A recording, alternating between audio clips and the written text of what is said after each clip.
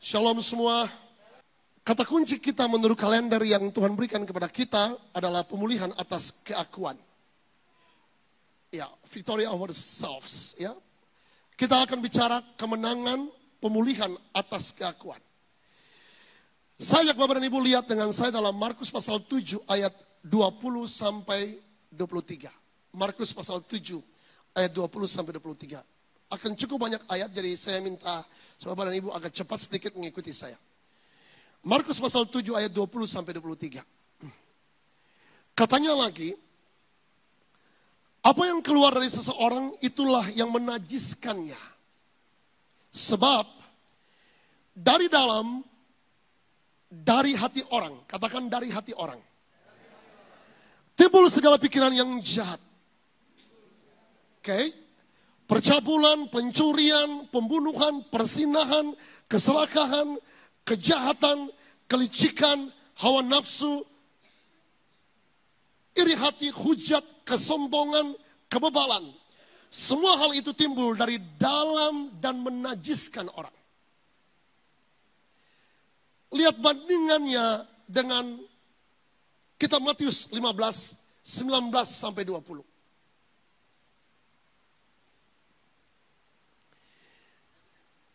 Karena dari hati timbul segala pikiran jahat. Katakan dari hati. Sekali lagi dari hati. Pembunuhan, perzinahan, percabulan, pencurian, sumpah palsu dan hujat. Itulah yang menajiskan orang. Tapi makan dengan tangan yang tidak dibasuh tidak menajiskan orang. Brother sister, seluruh sumber permasalahan ini dia tidak berada di luar kita dalam hidup kita. So, sumber permasalahan yang terjadi dalam hidup ini, dia tidak datang dari si iblis atau dari tetangga, dari om, dari tante, dari orang-orang yang terdekat dengan kita. Satu hari nanti ketika di dalam masa milenium, masa 1000 tahun, masih akan ada orang-orang yang jatuh dalam dosa. Pada saat itu iblis ditahan 1000 tahun. Iblis ditawan 1000 tahun. Jadi kalau seperti itu Bapak dan Ibu, seluruh sumber permasalahan dalam hidup ini yang tadi disebutkan itu munculnya dari hati. Amin. Amin. Sebab itu Amsal 4:23 berkata, jagalah hatimu dengan segala kewaspadaan. Coba semua taruh tangan di dada. Di sini bukan hati. Ya, hati itu sesuatu yang berbeda dengan apa yang Bapak dan Ibu bayangkan. Dalam terjemahan bahasa Inggris itu diterjemahkan seperti heart, tapi itu bukan jantung Bapak dan Ibu, itu sesuatu pusat keberadaan manusia. Dia di sini. Nah, dari sinilah muncul segala sesuatu. Kan itu Alkitab berkata, jaga hatimu dengan segala kewaspadaan. Beritahu samping kiri kanan, katakan jaga hati. Jaga hati. Nah, Bapak Ibu perhatikan baik-baik. Justru karena itu dari waktu ke waktu kita memerlukan adanya hati baru, hati yang baru yang Tuhan berikan kepada kita. Markus pasal 3 ayat 5 berkata, sebab sesudah peristiwa roti itu mereka belum juga mengerti dan hati mereka tetap degil.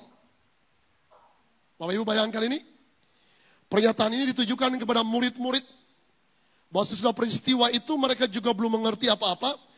Hati mereka masih terus degil. Coba lihat Markus 8 ayat 17. Sekumpulan orang-orang eksklusif yang mendapatkan kesempatan untuk duduk sehidangan dengan sang profesor agung. Duduk sehidangan dengan sang guru besar. Diajarkan oleh guru besar itu selama kurang lebih 3,5 tahun. Mari perhatikan Markus 8, 17 Alkitab berkata. Dan ketika Yesus mengetahui apa yang mereka perbincangkan, ia berkata, mengapa kamu memperbincangkan soal tidak ada roti? Belum jugakah kamu faham dan mengerti? Telah degilkah hatimu? Jadi rupanya Bapak dan Ibu, ketidakpengertian itu bersumber dari hati. Saya ulangi pernyataan ini. Ketidakpengertian, banyak di antara kita yang tidak mengerti firman, itu bukan karena kita tidak mengerti di akal budi, Tapi sebabnya ialah hati kita yang tidak terbuka untuk menerima firman itu. Saya berdoa hari ini supaya kita bisa menangkap pengertian ini. Nah, Bapak Ibu, hati yang murni itu akan menghalangi iblis untuk masuk dalam kehidupan kita. Amen. Hati yang murni akan menghalangi iblis untuk datang dan bisa menguasai kehidupan kita. Coba Bapak Ibu lihat Yohanes 14 ayat 30. Ayat ini harus dibaca. Yohanes 14 ayat yang ke-30. Yohanes 14 ayat 30. Coba kita baca bersama-sama. 2, 3. Tidak banyak lagi aku berkata-kata dengan kamu, sebab penguasa dunia ini datang dan ia tidak berkuasa sedikit pun atas diriku. Bapak Ibu perhatikan ini. Yesus berkata seperti ini. Penguasa dunia ini datang dan ia tidak berkuasa sedikit pun atas diriku sendiri. Atas diriku, sorry. Penguasa dunia ini datang dan ia tidak berkuasa sedikit pun atas diriku. Iblis tidak mampu menguasai Yesus. Pertanyaannya ialah kenapa?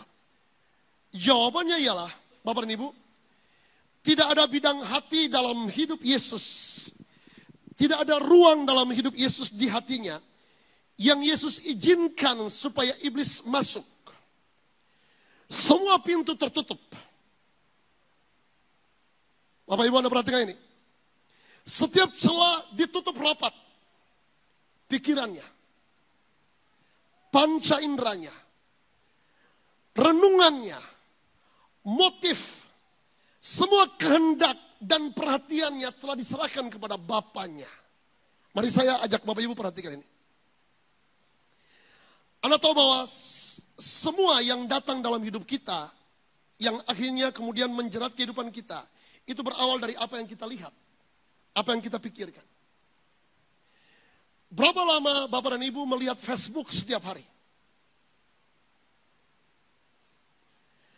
Berapa lama Bapak dan Ibu menghabiskan waktu untuk melihat YouTube setiap hari?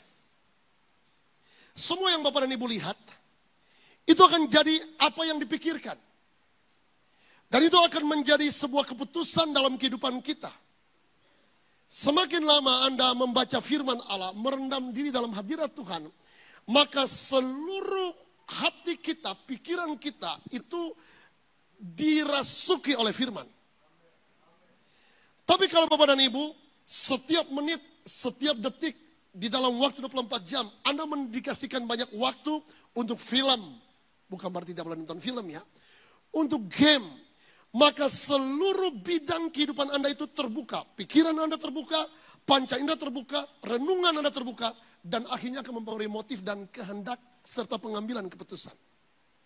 Setuju enggak? Setuju ya? Ya kalau Bapak dan Ibu menghabiskan waktu banyak untuk hal-hal yang negatif, maka yang akan terjadi adalah perenungan-perenungan seperti itu. Yesus tidak membuka celah sedikit pun Bapak dan Ibu. Firman ini bukan cuma untuk Bapak dan Ibu, tetapi juga untuk saya. Untuk saya. Kita hidup di sebuah masa di mana Bapak dan Ibu, kalau Bapak dan Ibu baca, pernah dengar teori Maslow.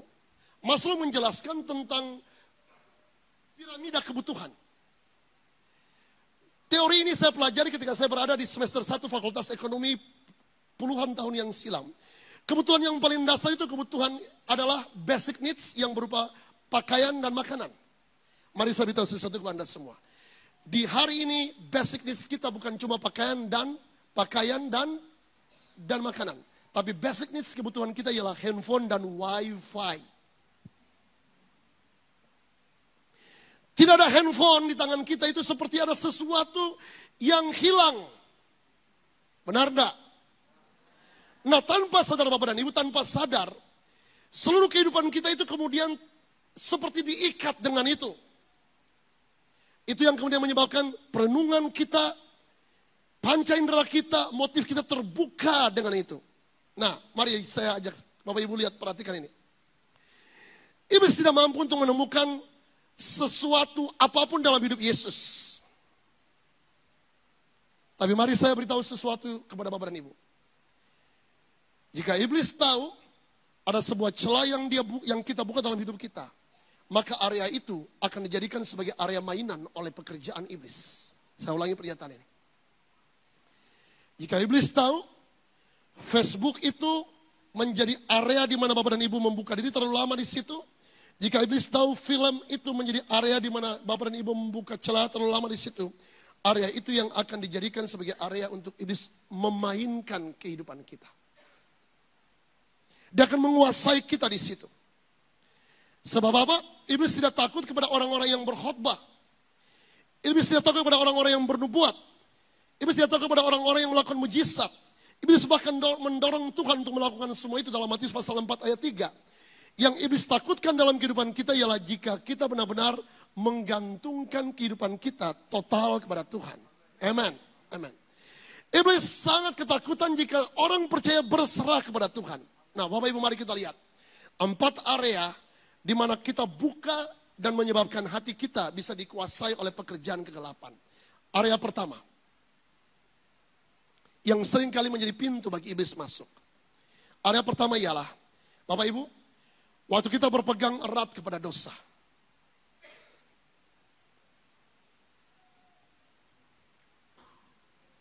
Saya punya banyak kesempatan untuk menengking setan. Rasanya pekerjaan kita hampir setiap minggu berurusan dengan roh-roh jahat. Dan Bapak Ibu, banyak kali ketika kita menengking setan, tiba-tiba kita dengarkan sebuah suara keluar dari dalam mulut orang itu. Dan setan itu berkata, orang ini dan seluruh keluarganya milik saya. Berkali-kali saya dengarkan seperti itu.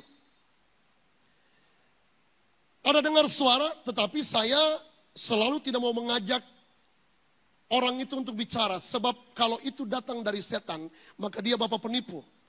Jadi saya ajarkan supaya ketika menengking seseorang, mengusir roh jahat, jangan ajak dia untuk bicara. Sebab iblis penipu, tidak mungkin iblis menyampaikan data yang sebenarnya. Tetapi suara dari dalam muncul begini, yang kadangkala itu suaranya menakutkan sekali. Orang ini dan seluruh keluarganya adalah milikku. Nah Bapak Ibu, waktu kita tengking berkali-kali, iblis bilang tidak bisa, dia milikku. Lalu waktu kita cari akar sebenarnya Bapak dan Ibu, bukan iblis tidak bisa ditengking. Yang menjadi masalah ialah orang itu belum mau menyerahkan area yang dia pandang itu sesuatu yang mengenakan. Satu kali saya di Jakarta Bapak dan Ibu, saya layani satu keluarga besar.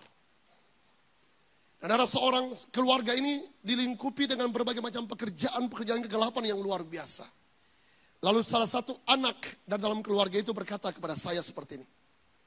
Saya belum mau melepaskan semua yang melindungi keluarga kami dalam bentuk pekerjaan-pekerjaan kegelapan, perjanjian-perjanjian dengan roh-roh orang mati, dan sebagainya. Bapak Ibu, apa yang terjadi? Yang terjadi ialah bukan iblis tidak bisa diusir, tetapi dia masih terus menganggap bahwa dengan hal itu, keluarganya dilindungi, dia dapat berkat dari situ. Itu yang menyebabkan kenapa iblis bertakhta atas keluarga itu. Nah, dengarkan berita ini baik-baik. Jika Bapak dan Ibu berhubungan dengan hal-hal yang demikian, masih terikat dengan dosa, lepaskan dosa itu. Hal-hal yang bertentangan dengan firman Allah, lepaskan. Lepaskan, itu menjadi jerat yang akan terus menjerat kita. Dalam Matius pasal 12 ayat 43 sampai 45 Bapak dan Ibu, Anda perhatikan ini. Alkitab berkata bahwa Yesus itu tidak bisa diserang oleh roh jahat. Mengapa? Karena seluruh kehidupannya telah diserahkan kepada Bapaknya di surga. Coba cek. Hal-hal yang belum diselesaikan itu akan menjadi pintu di mana iblis bisa menyerang kita. Lepaskan itu. Lepaskan itu Bapak dan Ibu. Anda lihat di sini ya, waktu kita usir seluruh kekuatan kegelapan, jika orang itu melepaskan dosanya dan dia berkata dia mau tinggalkan itu, maka selalu saja kuasa Tuhan itu berkuasa atas hidupnya. Nah, yang kedua Anda perhatikan, pintu di mana iblis masuk dan menjerat kehidupan kita. Pernyataan-pernyataan yang terlalu berani, pernyataan-pernyataan yang gegabah, pernyataan-pernyataan yang angkuh, itu bisa menjadi pintu bagi iblis masuk untuk menyerang kita. Kedua ialah pernyataan-pernyataan yang terlalu berani, pernyataan-pernyataan yang gegabah dan angkuh. Coba lihat Lukas 22 ayat 31 sampai 34. Lukas 22 ayat 31 sampai 34. Simon, Simon, lihat iblis telah menuntut untuk menampi kamu seperti gandum. Baca terus. Tetapi aku telah berdoa untuk engkau, supaya imanmu jangan gugur, dan jikalau engkau sudah insaf, kuatkanlah saudara-saudaramu. Berikut, jawab Petrus, Tuhan, aku bersedia masuk penjara dan mati bersama-sama dengan engkau. Bapak Ibu gini, Anda dengar ini. Pernyataan ini dia ucapkan terlalu gegabah. Pernyataan yang dia ucapkan belum waktunya. Benar nanti di akhir hidupnya dia akan mati bagi Kristus. Tetapi dia ucapkan ini dalam keadaan dia belum siap. Dia ucapkan terlalu terburu-buru. Dia ucapkan begini, bahwa Tuhan, aku bersedia masuk penjara dan mati bersama-sama dengan engkau. Pernyataan seperti itu Bapak dan Ibu, iblis lihat seperti sebuah sekam dalam hidup Petrus. Dan iblis datang kemudian mencobai Petrus. Itu seperti Bapak dan Ibu, kalau Anda perhatikan pertandingan apa tuh di negeri Matador itu, apa namanya? Pakai kain merah itu?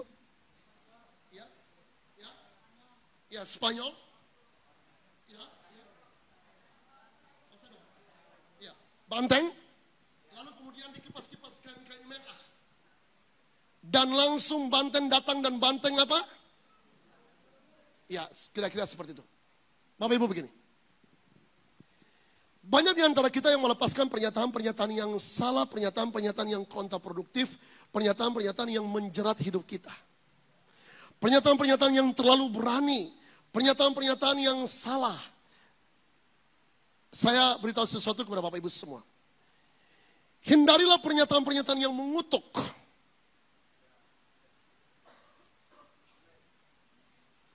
Suami-suami, berhentilah untuk mengutuk istri dan nyatakan bahwa dia laki-laki yang diberkati Tuhan.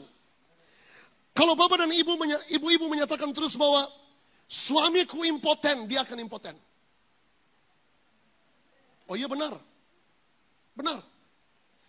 Kalau suami menyatakan terus istriku cerewet, dia akan cerewet.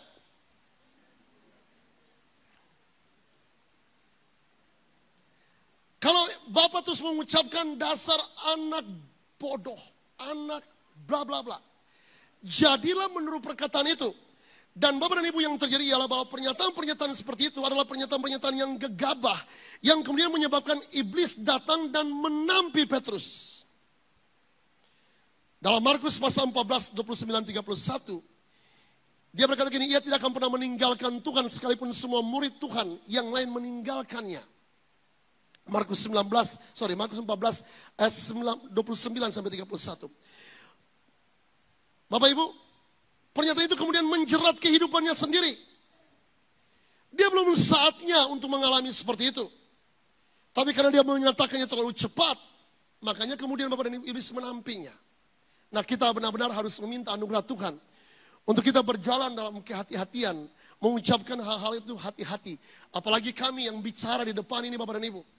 Kita yang bicara ini, gembala-gembala CSC, kita yang Anda yang lebih banyak berbicara. Apalagi saya lebih banyak bicara.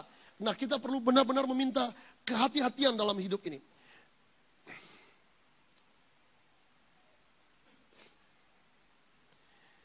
Dari minggu ke minggu Bapak dan Ibu banyak orang yang menghubungi kami. Banyak orang yang datang kepada kami. Dan kita tanyakan mereka apa problem mereka. Bapak Ibu, mari saya beritahu.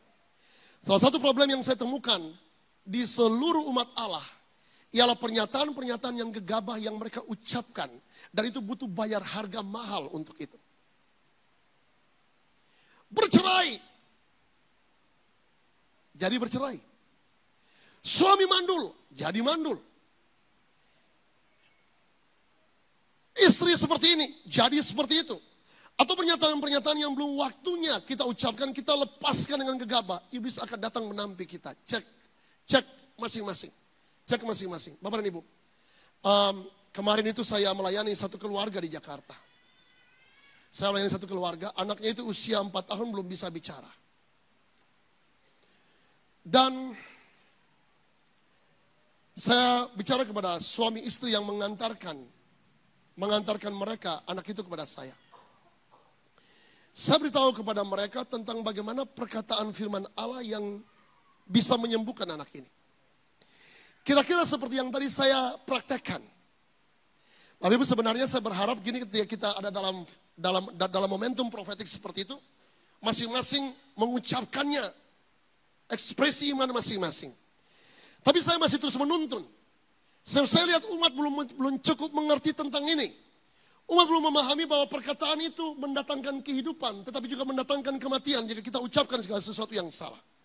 Mari balikan keadaan. Balikan keadaan. Kalau hari ini Anda sakit, Anda harus terus berdiri dan mengucapkan kata-kata kehidupan. Mengucapkan kata-kata kehidupan. Ucapkan kesembuhan. Ucapkan kesembuhan. Ucapkan pemulihan. Ucapkan berkat datang. Ucapkan bahwa hidupku akan diberkati. Beritahu umurku akan panjang. Nyatakan bahwa tidak ada penyakit apapun yang datang dalam kehidupanku. Nyatakan bahwa kelimpahan akan datang. Sukacita datang dalam keluargaku. Nyatakan seperti itu dalam nama Yesus Tuhan. Amin. Amin. Nah, mari lihat yang ketiga. Bapak Ibu lihat. Pintu yang menjerat kehidupan orang percayalah. Jika tidak mau mengampuni. Jika tidak mau mengampuni.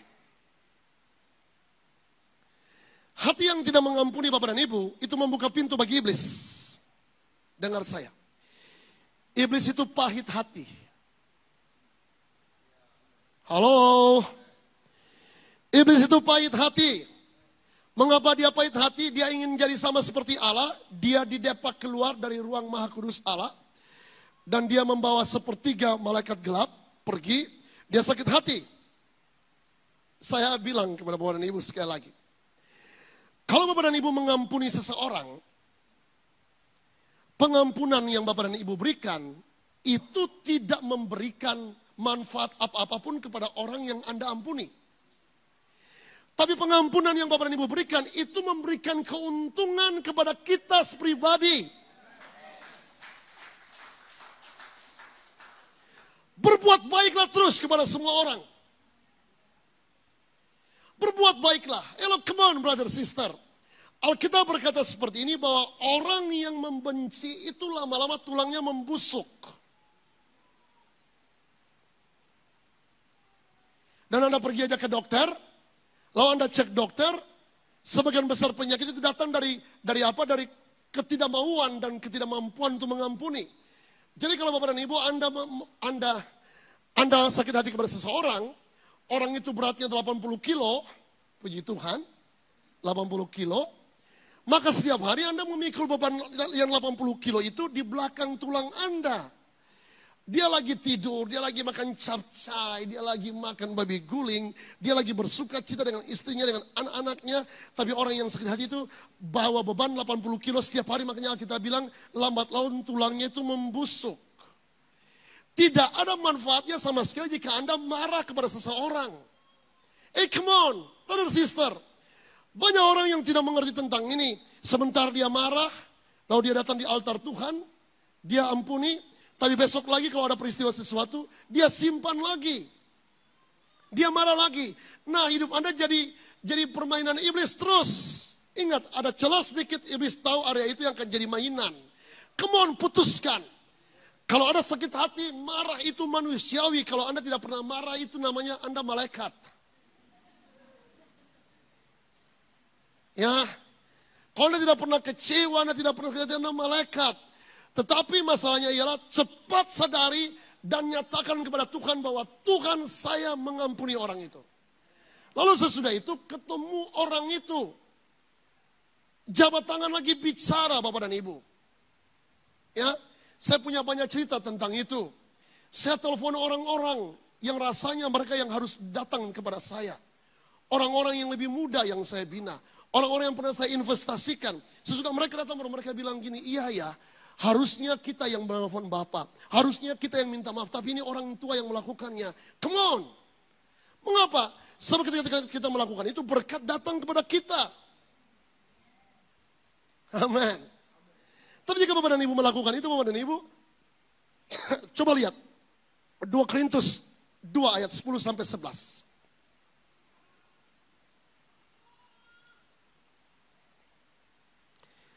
Sebab barang siapa yang kamu ampuni kesalahannya, aku mengampuninya juga. Sebab jika aku mengampuni, seandainya ada yang harus kuampuni, maka hal itu kubuat oleh karena kamu di hadapan Kristus, supaya iblis jangan beroleh keuntungan atas kita. Halo. Halo. Iblis beroleh keuntungan atas orang yang sakit hati. Sekali lagi. Di sini aja, corongnya lebih besar. Iblis memperoleh keuntungan dari bapak dan ibu yang sakit hati.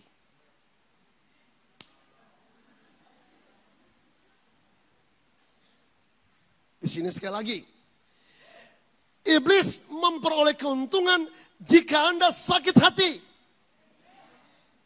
Tetapi jika Anda mengampuni bapak dan ibu, iblis tidak memperoleh keuntungan. Tetapi yang berikut, pengampunan yang bapak dan ibu berikan tidak ada manfaatnya bagi orang yang Anda sakit itu. Anda sakit hati, Anda benci, Anda mau lihat sendalnya, Anda mau lihat mobilnya, motornya, helmnya aja Anda mau lihat. Kasihan sekali loh.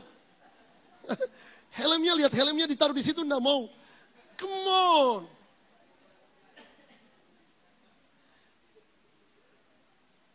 Tulang tambah busuk. Migrain gak sembuh-sembuh. Mah terus melilit. Oh percaya Bapak dan Ibu, percayalah. Percaya Alkitab itu ya dan amin. Coba Anda ceklah, Anda yang sakit berlama-lama itu. Sakit berlama-lama. Dari tahun ke tahun sakit terus gitu.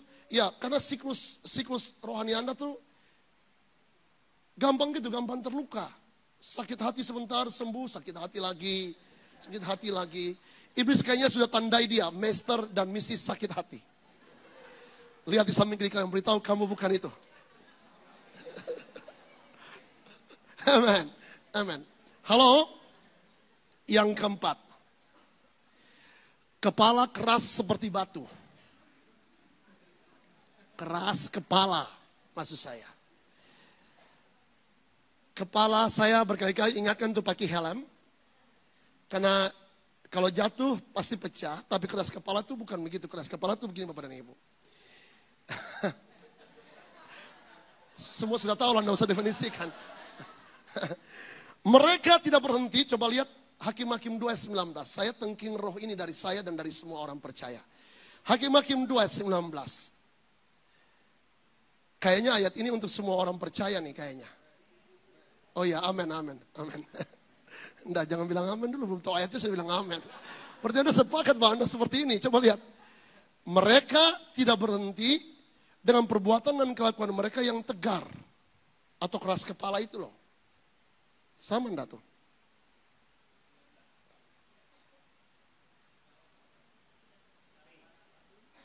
Dalam hal apapun, mereka tidak berhenti dengan perbuatan dan kelakuan mereka yang tegar itu. Kalau tegar menghadapi persoalan, tidak masalah. Tegar menghadapi badai, tidak masalah. Tapi tegar untuk sesuatu yang salah dan tidak mau berubah, nah itu problem. Halo, come on. Punya hati yang mudah diberitahu. Nanti Anda lihat Bapak dan Ibu, sumber seluruh masalah itu bukan di pikiran, tapi di hati. Nah, keras kepala Bapak dan Ibu itu ternyata muncul bukan karena di sini. Tapi munculnya dari sini. Lihat apa yang terjadi ketika Barnabas dan Paulus berpisah, the dream team.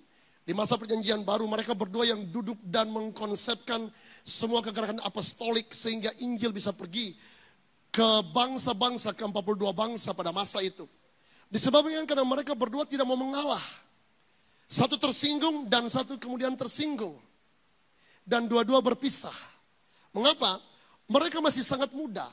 Tapi puji Tuhan ketika Paulus di hari tua, Paulus menyadari bahwa orang yang bikin masalah itu penting. Makanya dia panggil Markus. Makanya saya telepon beberapa orang itu dan saya ajak ketemu. Saya ajak bicara. Coba Bapak dan Ibu lihat. Nehemia 9, 26, 30. Mari kita lihat sebentar. Tapi mereka mendurhaka dan memberontak terhadapmu. Mereka membelakangi hukummu dan membunuh nabi-nabimu yang memperingatkan mereka. Dengan maksud membuat mereka berbalik kepadamu. Mereka membuat nista yang besar. Namun bertahun-tahun lamanya engkau melanjutkan sabarmu terhadap mereka. Dengan rohmu engkau memperingatkan mereka. Yakni dengan perantaraan para nabimu. Tetapi mereka tidak menghiraukannya, sehingga engkau menyerahkan mereka ke tangan bangsa-bangsa segala negeri. Bapak Ibu begini. Masalah itu merupakan tempat di mana Tuhan lagi berbicara kepada kita. Sekali lagi. Amin Henry, amin. Masalah adalah tempat di mana Tuhan lagi berbicara kepada kita. Bapak Ibu pikir saya tidak punya masalah? Saya punya masalah. Saya punya problem. Jadi waktu ada masalah datang, sebenarnya Tuhan tuh lagi bicara kepada kita. Nah, cuma masalahnya ialah kemudian kita ini tidak menyadarinya. Kita terus menganggap bahwa kita yang paling benar. Orang yang itu yang paling salah. Padahal sebenarnya Tuhan lagi beragenda dengan kita. Tuhan lagi berurusan dengan kita pribadi. Tuhan lagi tidak berurusan dengan orang itu. Dia itu cuma seperti pemeran pengganti dalam skenario hidup kita. Ini pernyataan bagus nih. Dia itu cuma seperti pemeran pengganti. Ya ingat yang Pak Jokowi naik apa tuh? Naik motor itu ya. Apa nama itu ya? Stuntman. Ya bahasa Inggrisnya stuntman. Lalu rame-rame ribut mempersoalkan bahwa itu bukan Pak Jokowi. Emangnya Pak Jokowi pikir untuk naik motor lompat kayak begitu? Ya kan? Jadi Bapak dan Ibu, kalau ada orang-orang yang kemudian datang dan dia lukai kita. Ada orang-orang yang datang dan yang kemudian dia sementara dipakai sebagai batu asa. Itu adalah bagian yang Tuhan izinkan. Mereka penting bagi kita. Persoalan itu penting bagi kita. Persoalan itu penting bagi kita. Sebenarnya dengan persoalan itu Bapak dan Ibu, kita tuh dibawa semakin hari semakin menuju keserupaan dengan Tuhan.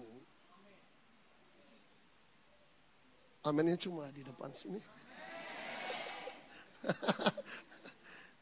Bisa nangkap ini? Bisa nangkap ini? Jadi come on, mari syukuri ini, nikmati ini. Mari kita berdoa kepada Tuhan supaya keras kepala ini loh. Coba dipukul 2 kali gitu, 3 kali, 1, 2, 3. Lalu ucapkan dengan saya sadar. Bahwa saya termasuk kelompok yang Alkitab bilang keras kepala. Tapi hari ini belum semua lakukan. Kayaknya yang tidak lakukan, yang lakukan berbangga bahwa dia tidak keras kepala. Tuhan ampuni mereka. Ulangi. Iya, ulangi. Taruh tangan semua di jidat. Saya sadar. Tepuk kepalanya, saya sadar. Bahwa saya termasuk kelompok yang keras kepala. Saya butuh anugerah Tuhan. Supaya roh keras kepala ini pergi dari saya. Dalam nama Yesus. Lihat Yeremia 31, 33. Sesungguhnya akan datang waktunya. Demikianlah firman Tuhan. Yeremia 31, 33. Ayat yang sangat terkenal. Aku akan mengadakan perjanjian baru dengan kaum Israel dan kaum Yehuda. Bukan seperti yang kuadakan dengan nenek moyang mereka pada waktu aku memegang tangan mereka. Untuk membawa mereka keluar dari tanah Mesir. Perjanjianku itu telah mereka ingkari. Meskipun aku menjadi Tuhan yang berkuasa atas mereka. Demikianlah firman Tuhan. Tetapi beginilah perjanjian yang kuadakan dengan kaum Israel sesudah waktu itu. Demikianlah firman Tuhan. Aku akan menaruh Tauratku dalam batin mereka. Dan menuliskannya dalam hati mereka. Maka aku akan menjadi Allah mereka. Dan mereka akan menjadi umatku. Bapak Ibu lihat ayat paralel nanti aja di rumah. Yeskiel 11 ayat 19 sampai 20. Yeskiel 11 ayat 19 sampai 20. Tuhan berjanji bahwa Tuhan akan memberikan hati yang baru. Batin yang baru kepada kita. Minta ini Bapak dan Ibu, jauhkan hati yang keras. Jauhkan hati yang keras. Saya ini Bapak dan Ibu, kami di dalam ruang konseling ini kami paling banyak lihat ketika kita lagi mengkonseling suami istri. Istri lagi kasih masukan, suami bantah. Ketika suami lagi kasih masukan, istri keluar taringnya. Kemudian ketika suami, tadi terbalik ya. Tadi suami, sekarang bagian istri ya. Ya, kok jadi kebalik-balik begini sih? Ya. Pokoknya gini Bapak dan Ibu, satu ngomong, yang lain keluar taringnya. Yang berikutnya lagi ketika satu ngomong, yang lain keluar kungfunya. Itu yang bahaya. Ya. Nah ayo come on, mari kita minta ini. Termasuk saya yang lagi berbicara ini. Kita minta hati yang baru. Sebab hati Bapak dan Ibu, dia bukan jantung ya, bukan. Dia itu pusat keberadaan. Inti keberadaan manusia di situ, motif-motifnya. Semua yang ada di sini nih, yang ada dalam hidup kita tadi bersumber dari sini. Bersumber dari sini. Nah, sekarang tinggal Anda memberikan makanan mana, makanan kepada yang di sini nih, yang lebih yang mana. Kalau Bapak dan Ibu berfokus jam-jam dihabiskan untuk internet, untuk Facebook. Anda suka lihat hal-hal yang porno-porno itu. Anda suka lihat lihat Facebook hari ini mengerikan ya. Kemarin saya tanya kepada Viko, bisa enggak itu ada satu itu ya, semacam icon ya, atau itu ya. Di Facebook bagian bawah yang video singkat itu. Itu ada layar televisi kecil kayaknya itu. Saya tanya Viko ini bisa dihilangkan dah? Viko bilang enggak bisa. Saya bilang bisa ditengking dah nih. Ya. Anda lihat video di situ muncul semua hal-hal yang jorok. Ya, hal-hal yang menajiskan, hal-hal yang luar biasa. Nah, kan Bapak dan Ibu, generasi ini namanya generasi C, ya, C generation. Yang tadi itu Bapak dan Ibu, kalau usia saya ini Bapak dan Ibu, kita ini usia-usia seperti kita yang 40 kita ini migran dalam penggunaan ini. Tapi kalau anak-anak SD yang milenial itu yang kemudian bertumbuh ke arah remaja, mereka lahir mouse di tangan kanan mereka, mouse. Wi-Fi di tangan kanan mereka. Mose itu kalau kemanapun dia selalu tanya Wi-Fi. Ada Wi-Fi enggak ya? Ada Wi-Fi enggak? Mereka adalah native, penduduk asli di pulau itu. Kita ini Bapak dan Ibu sudah terlambat.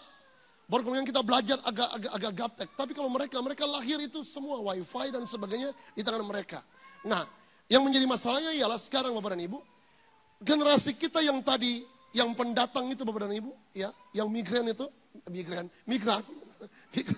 beda, beda banget, ya, kita yang penduduk asing ini datang dan tanpa sadar kita lalu kemudian menghabiskan jam-jam yang sangat ekstra kepada itu.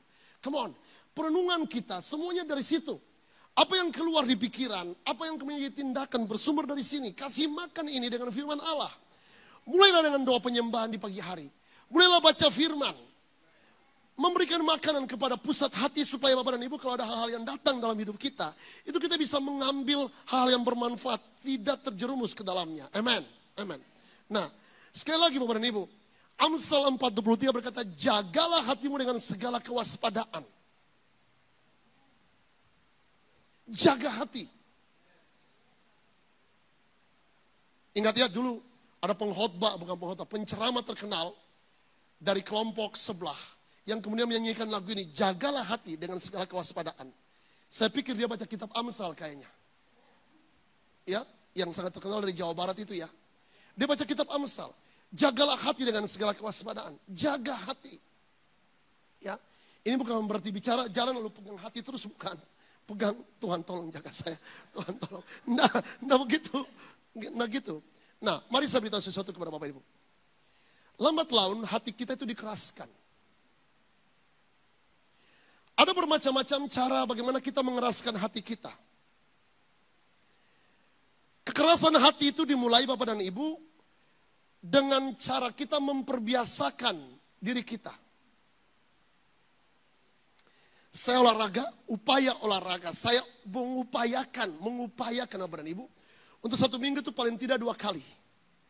Kalau di Denpasar saya bisa main barbel kecil lah. Saya tidak bisa main barbel yang terlalu besar. Saya main berapa? 5 kilo kah? 5 kilo. Bukan untuk membuat badan saya seperti ada rai, bukan. Untuk menjaga aja bahwa sudah usia 45 ini supaya ya sehat. Saya tidak berupaya untuk kemudian membuat saya jadi macho, bukan. Ya, saya tidak mau jadi laki-laki macho lah. Saya jadi laki-laki yang diurapi khusus lah. Gitu. Nah, gini Bapak dan Ibu. Anda tahu bahwa semakin kita bermain barbel, itu semakin hari semakin otot kita terbentuk. Beberapa bulan itu Bapak dan Ibu, karena ada masalah waktu itu di tulang punggung saya tidak bermain barbel. Saya itu kemudian saya mulai merasa bahwa ada pengondoran. Nah, tahukah Anda, hati kita seperti itu. Satu kali firman Allah datang, kita tolak firman Allah, area itu mulai dikeraskan. Kedua kali ketika gembala memberitahukan, lalu Bapak dan Ibu kembali menolak, Anda lagi seperti mengangkat barbel. Tambah keras. 3 kali ketika ada pergumulan datang, lalu kemudian Anda menolak kebenaran, hati Anda semakin hari semakin keras. Kekerasan hati datang dari apa? Dari cara kita menanggapi problem. Amin. Saya berdoa supaya perkataan itu tancap di hati. Amin. Amin. Jadi Bapak dan Ibu mudah gini, caranya ialah ketika Anda masukkan berkata, ya saya salah. Ya saya minta maaf. Tapi bukan permintaan maaf di bibir, bukan. Maksudnya ialah, come on, buka hati biarkan Roh Kudus memperbaiki hati kita. Roh Kudus menjamah kita. Karena kalau tidak Bapak dan Ibu, kita akan jadi ahli di dalam bidang keras hati. Bagus. Ya, kita akan jadi ahli. Kita akan jadi jadi macho man.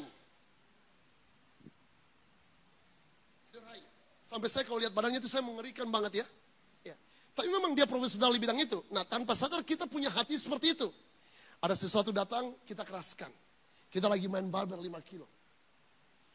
Berikut datang firman Allah, kita keraskan. Kita angkat 10 kilo. Tanpa terasa, mulai terbentuk. Sehingga kita menjadi orang yang sangat sulit untuk berubah. Come on, Bapak Ibu, mari saya ajak Anda semua untuk ini. Yakobus 4 ayat 10. Ayat kunci untuk ini. Ayat kunci untuk kita. Yakobus 4 ayat 10. Baca. Rendahkanlah dirimu di hadapan Tuhan dan Ia akan meninggikan kamu.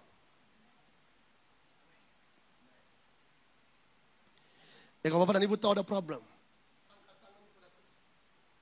dan minta anugerah Tuhan untuk area itu.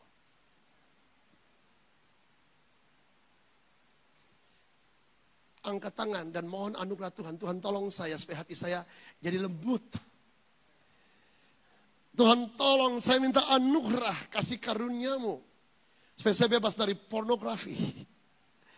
Supaya saya bebas dari hal-hal yang mendukakan Tuhan. Saya bebas dari rokok. Saya bebas dari minuman keras. Saya bebas dari hal-hal yang menajiskan hidup saya. Saya bebas dari hati yang keras. Lembutkan hati saya. Pada saat itulah kasih karunia Tuhan akan berlimpah-limpah kepada kita. Amin. Amin. Tapi jika kita menolaknya Bapak dan Ibu, maka tentu saja semakin hari hati kita akan semakin dilatih untuk menjadi keras. Nah, Bapak Ibu, seluruh standar kehidupan kita itu diukur dari buah. Matius pasal 7 ayat 20 berkata, bahwa seluruh kehidupan kita itu diukur dari buah. Nah, Anda ingat buah-buah roh. Buah roh. Ya. Masih ingat ya? Kasih, sukacita, damai sejahtera, kemurahan, kebaikan. Apa tuh? Kok jadi lupa ya? Kesetiaan, sebenarnya terjemahannya iman, ya. Kelemah lembutan dan penguasaan diri. Mari dengan cepat saya memberitahukan definisinya, lalu kita bikin timbangan. Apa itu kasih? Kasih adalah kekuatan untuk mendahulukan orang lain dan kekuatan untuk tidak mementingkan diri sendiri dan menanggung sesuatu. Itulah kasih. Mendahulukan orang lain. Itulah kasih. Kekuatan untuk tidak mementingkan diri sendiri dan menanggung sesuatu. Kasih. Nah, apa itu sukacita? Coba cek. Sukacita ialah kesukaan dari Allah. Itu kekuatan kita.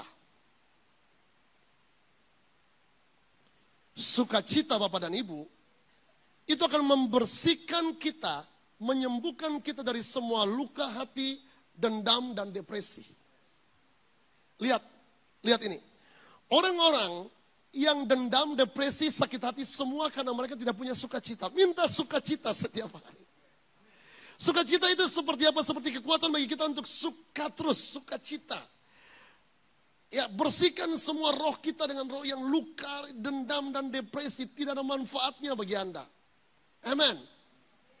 Ya, dia itu seperti obat, dia membersihkan kita. Amen. Oke? Nah, berikut, damai sejahtera. Dengan cepat nih Bapak dan Ibu. Apa itu damai sejahtera? Damai sejahtera ialah kekuatan untuk merasa tenang ketika ada persoalan. Ada problem, ada pergumulan, kita tenang. Dia tidak diragukan oleh apa? Oleh keraguan, ketakutan, atau apapun. Dia hadapi kesukaran dengan keadaan tenang karena ada damai sejahtera. Minta damai sejahtera setiap hari. Katakan dengan saya, Tuhan Yesus berikan kepada saya kasih, sukacita, dan damai sejahtera. Ada problem, ada masalah, tapi saya tetap tenang. Karena ada sukacita. Karena ada sukacita. Amen. Berikut, kemurahan. Nah ini masalah Bapak dan Ibu, masalah ini. Kemurahan ialah kekuatan untuk tidak bersikap kasar terhadap orang lain. Ini di tingkatan lanjutan dari hikmat. Kekuatan untuk tidak bersikap kasar terhadap orang lain. Menegur orang, menegur seseorang, memberitahukan seseorang, itu benar adanya. Kita harus memberikan masukan. Tapi kemurahan itu ialah ketika kita memberitahukan sesuatu, kita beritahu dengan sopan. Jangan menyinggung perasaan orang dengan menyebutkan atribut-atribut di masa lalunya dia. Atau atribut-atribut suku, atau atribut-atribut yang kemudian kita pandang itu buruk dari apa? Dari perilakunya atau dari wajahnya, dari bentuk tubuhnya. Hindari hal-hal yang seperti itu. Kita minta supaya kemurahan Tuhan berikan kepada kita. Berikut, kebaikan. Apa itu kebaikan? Kebaikan ialah kekuatan untuk melakukan apa yang benar secara moral.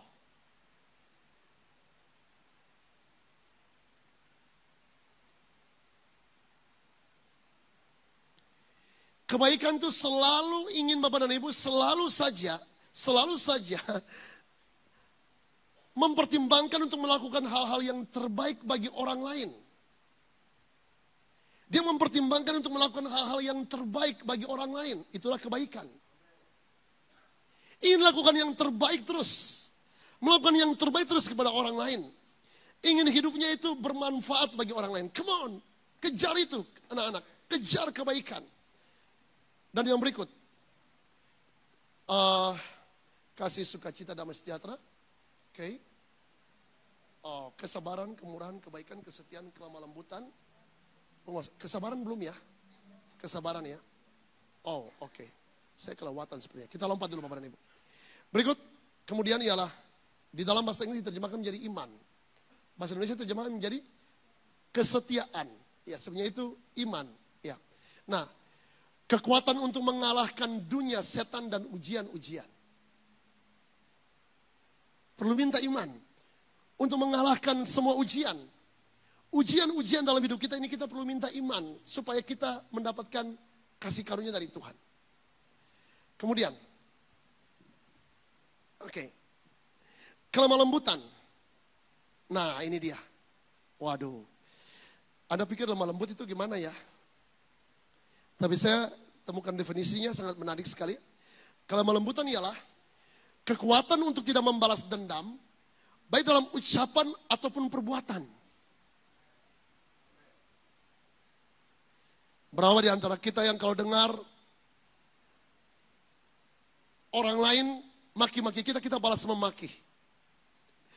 Satu kali ada seorang teman datang dari Jakarta. Dan dia cerita kepada saya. Dia bilang kepada saya, Pastor Henry,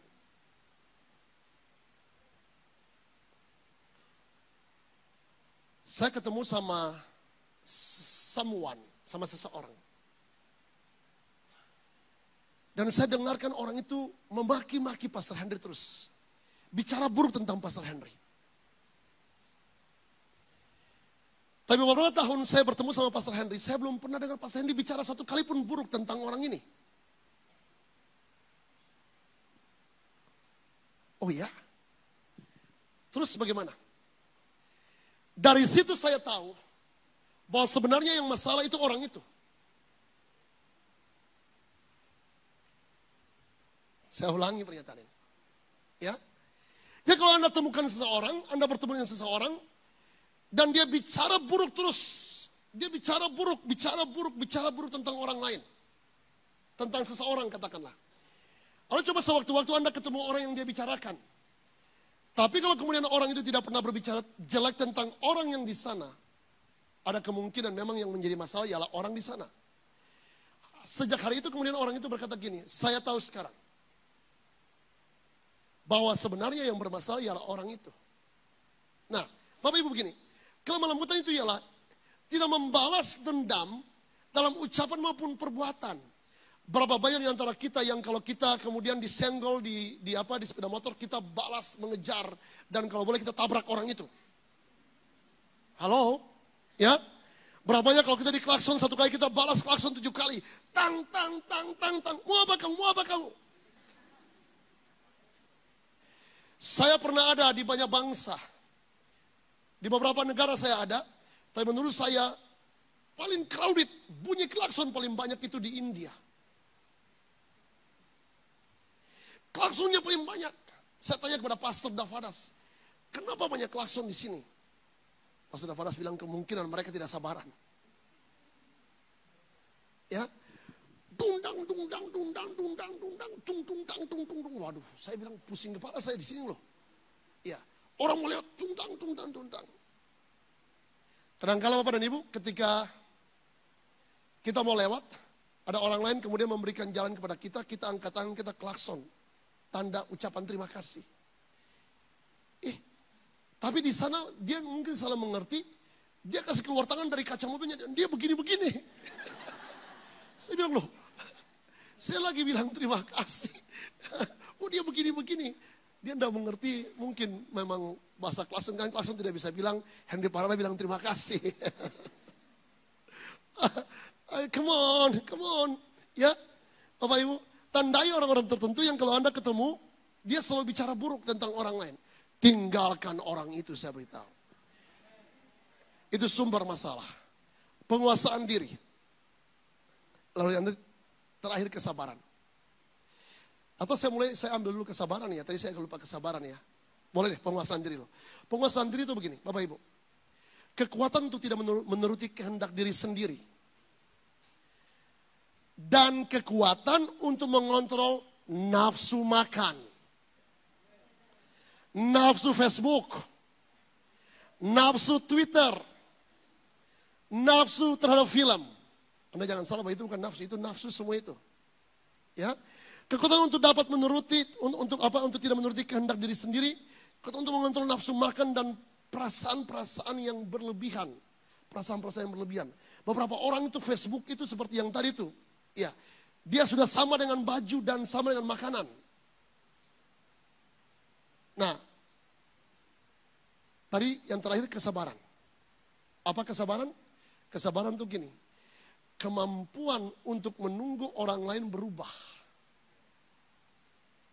Kita kan tak sabar kan? Di situ ya. Kesabaran itu untuk menunggu orang lain berubah. Nah, dia berada sister. Coba Anda dengarkan pernyataan ini baik-baik.